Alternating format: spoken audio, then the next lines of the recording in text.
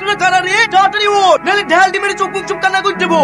ভাই ঢাল মারো না, ভাই ঢাল মারো না, আমরা উঠছি। এত বড় আসপদ্দা আমার পুকুরে এসে গা ধোয়া। ইরি সর্বনাশ, কি মোটা কাপড় রে।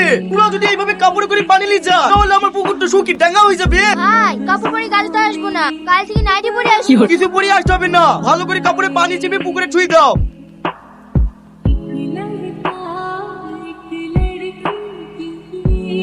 এই পুকুরের ধারে কি করছিস রে? এখান থেকে সর। ভাই আমি 1 মাস ধরে গা ধুইনি, গা খুব গ্যাস করছে, তোমার পুকুরে একটু গা ধুতে দাও না। এই গা ধোয়া হবে না, তুই জানিস নি পানির খুব অভাব চলছে। ঠিক আছে ভাই, গা ধোবো না, শুধু এই গামছাটা ভিজাতে দাও না, একটু গাটা মুছবো। আর কিছু হবে না, এই পুকুরের কাছ থেকে সত্য।